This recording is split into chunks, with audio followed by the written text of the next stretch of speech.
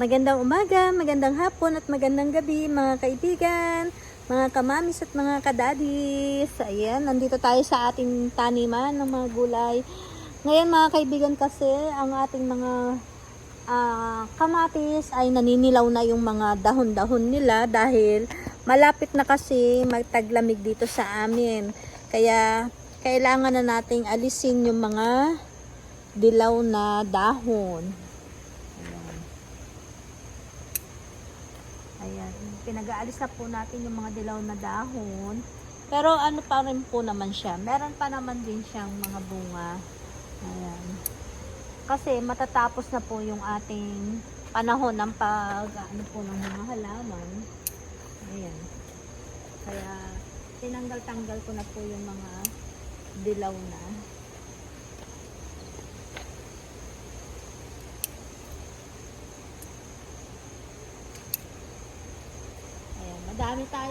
Madami na tayong natanggal.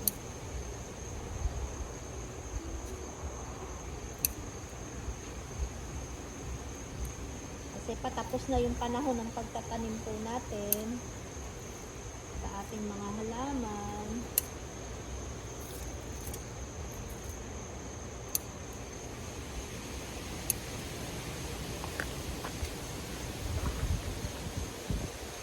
Ayan, dito kasi sa amin pag tawag dito, taglamig na, ayan, unti-unti na talagang mawawala ang ating mga pananim.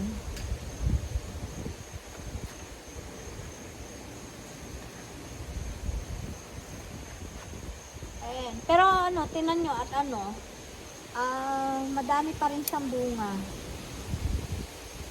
Papaanonin lang natin yung mga bunga na yan, papahinugin lang natin yung mga bunga na yan.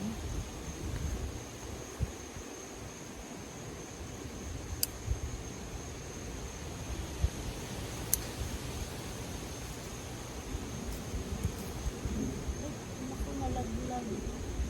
Nalaglag yung kamatis. Pag-ilak ko.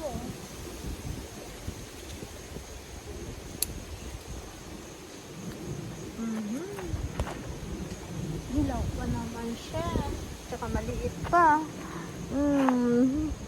Nahulog kasi pag-hila ko. Ayan. Ayun, lalaki pa naman yun. Dahil maliit pa.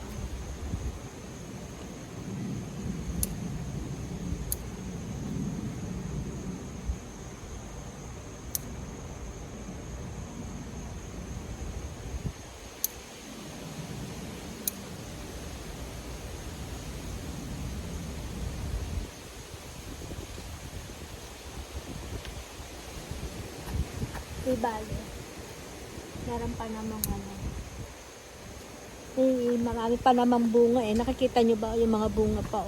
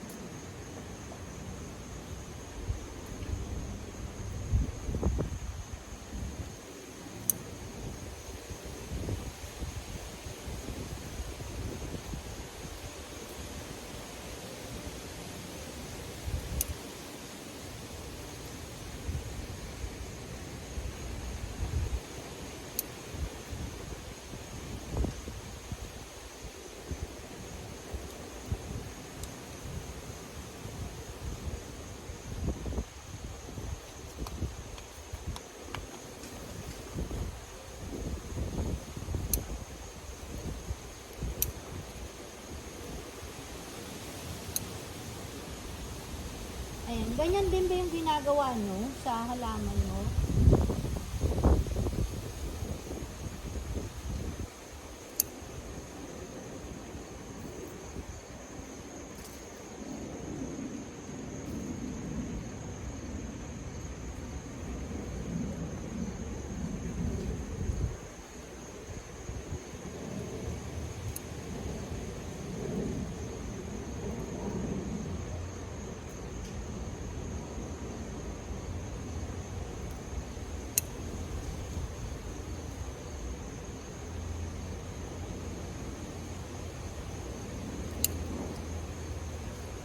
So, ayan. Hindi, nakita na natin yung mga bunga pang natitira, oh. Yan pa, ang dami pang bunga. Ayan, sa taas, sa baba meron pa rin. Ayan. Ang dami pa silang bunga. Ayan pa, oh. Diba, kita nyo, oh, ang dami pa, oh. Ito pa. Ayan. So, yan yung mga inalis kong dahon. Ayan, mga dilaw na naman kasi sila. Para yung pag nagdilig tayo, at least sa bunga na yung punta ng tubig. Hindi na sa dahon nila.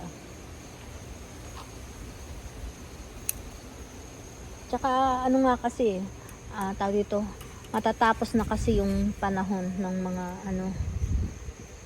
mga tanim-tanim. Ngayon.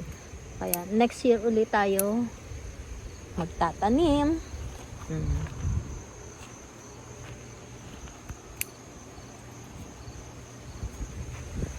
So, yan po. Maraming salamat po sa panunood nyo mga kaibigan. Paalam!